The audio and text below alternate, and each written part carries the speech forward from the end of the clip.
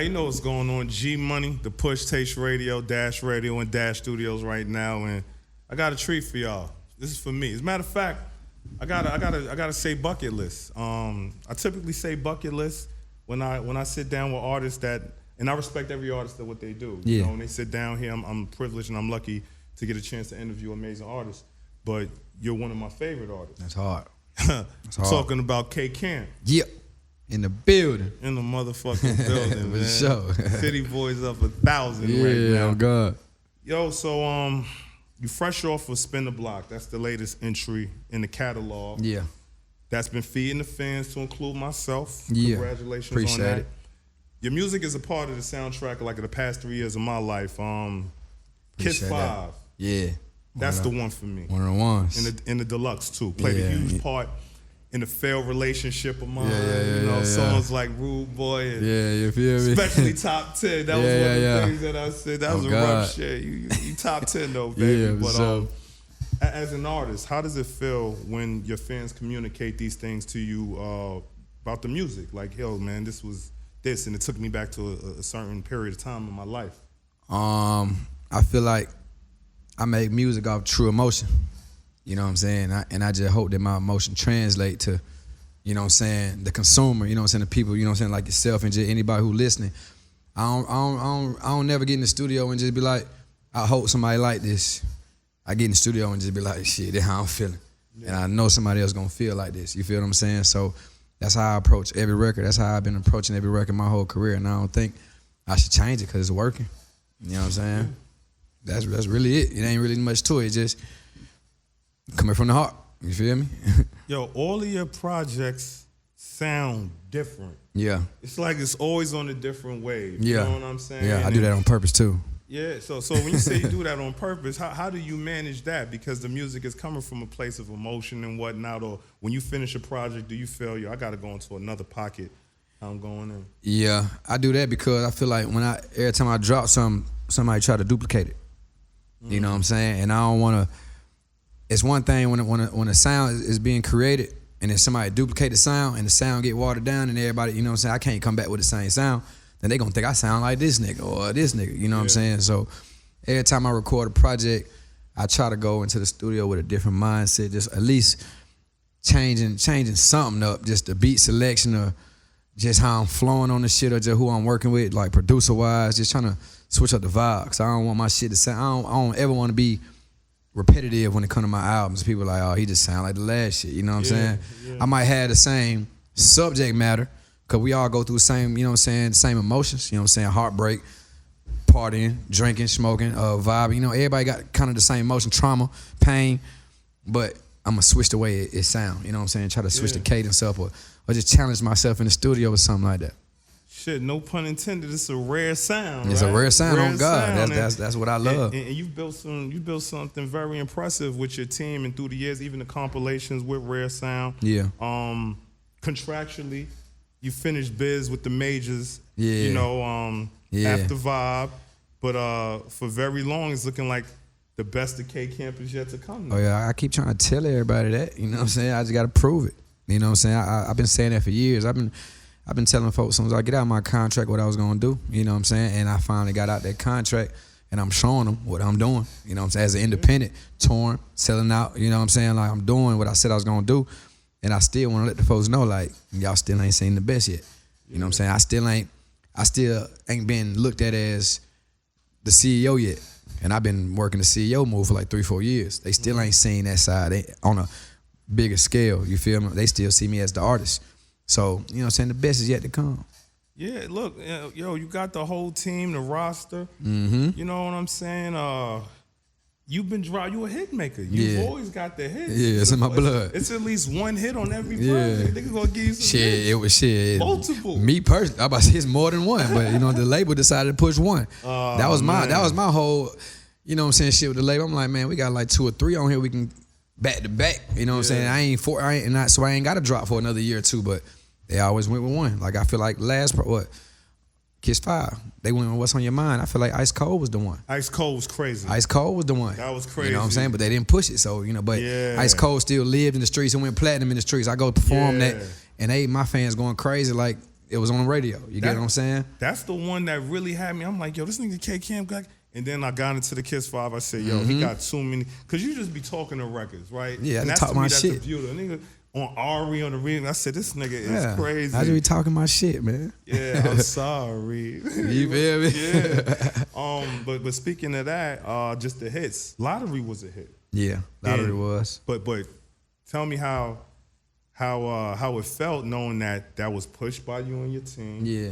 You know, satisfying to knowing that the fruits of your labors is paying you off. Yeah, it felt good. It just showed that at that time, you know what I'm saying, because we were so determined to figure out how the majors was working, how shit was moving, you know what I'm saying, trying to pull that curtain back. So when we, you know what I'm saying, by the help of Empire, Ghazi, you know what I'm saying, but it was more of a collective, but we had a lot to do with that. But it just felt good, but I feel like I ain't really reaped the benefits of that. You get what I'm saying? Like, we pushed the record was worldwide, everybody knew about it, boom, boom, boom. They got upstream, the Interscope. I feel like they didn't really take it to the, you know what I'm saying, chart-wise. You know what I'm saying? It was everywhere, but it didn't really chart like I thought it was. And as far as the money, the pandemic hit, so I couldn't really do shows. And of course, that money went to the label. Yeah. You know what I'm saying? So I just got like the back end of it, like the little, you know what I'm saying? It was cool, little paper, but from what I feel like what that record did, I could have got a lot more and benefited a lot more off that record. But you know what I'm saying? It happens now. Now our main focus is to break another one like Lottery and Dependent. Yeah, absolutely, brother. And You know what I'm saying? you've been doing it. You've made the paper. It's like anything, being an entrepreneur, being someone, you make the pivot, make the moves. But that song was the anthem for Oprah's Ron Clark Academy. Yeah, I just did that. Yeah, right, For sure, right, I just performed that. So you performed at the Ron Clark Academy graduation, gave the speech, and that inspired them. That's a house Oprah. Yeah, for sure. So where does that moment rank in like the list of just the accomplishments, not the money, not everything else, but knowing that this song inspired these children? It feel good, man. You know what I'm saying? Like my campaign, like I got a whole thing I always go with. It's called Inspire the Youth. You know what I'm saying? So as long as I'm inspiring and I'm motivating the young niggas and the young ladies, you know, I ain't gonna say young niggas, you know what I'm saying, but I just call it young niggas. Say that, man. You know what I'm saying? Yeah, the young niggas and you know what I'm saying, and the ladies, as long as I'm inspiring, they looking at me as a role model, and what I'm doing is putting the battery in their back to be somebody. I feel good about that. You know what I'm saying? Because I feel like I was telling my PR and them the other day, like, when I was coming up, I feel like it was nobody telling us how to do it or what to do. We had to learn on our own. Yeah. You know what I'm saying? I ain't had no OGs that was like, hey, Camp, do this, do this, do this. I could say it was a couple that gave me a little tips, but it was nobody embracing me saying, this how you do it. Yeah. We had to figure that shit out. So me coming up and I'm still, you know what I'm saying, relevant in the game and still doing what I got to do, I feel like it's my duty to be the one that inspire the youth. For real. You know what I'm saying? Shit, yo, you know, and I believe it was Real Boston Richie, right? I interviewed him. I'm talking about it. Talking about the youth, and not only are you respected for your consistency, the quality music, but niggas always respect your freshness. Oh yeah, for sure. You know what I'm saying? For sure. Cause we talking about I forget the song that he's at, and putting that shit on. I was like, nigga, who put that shit on you? He said, I ain't gonna lie. K-Camp every time he got that shit on, right? So I'm always had that shit on, man. Is Humbly, and I don't even take pictures on the internet for real. Yo, you know what I'm saying? I ain't even gonna show this outfit to the internet. I'm just gonna just wear it. If you see me, you see me. Look, y'all niggas gonna see when I post the picture. Yeah, but you know I be wanting to, but I be like, man, I don't be on that internet shit for real. Like, I be chilling, man. I be chilling. But look, you know how it goes. Part of the look, they gotta give it to them. They gotta give it to them. And I want to talk about that because you done fucking got fresh to jump out of a plane. On God, I definitely did that. Yeah, I definitely did that. So was that the first time you skydive? Yeah, that was the first time. I just had to do that just for myself. You know what I'm saying? I wake up every day and I pray to be, you know what I'm saying, grateful. I don't pray. I pray to, you know, I'm trying to say that I wake up and say I'm grateful. I pray to be fearless. You know what I'm saying? Clarity, all that. You know what I'm saying? So jumping out of the plane was one of the ones like, all right, I done had a near-death experience. Yeah. You know what I'm saying? Like, what else gonna stop me? You feel me? Like, if I could jump out of a plane, I can do anything in the world. You feel me? Yo, I was pump faking for so long to do that shit. Was that around the same time the float? Yeah, it was the Vibe Forever album. Yeah, it was the last album. Nigga really floating, right? Yeah, I was trying to just stay in that vibe. You know what I'm saying?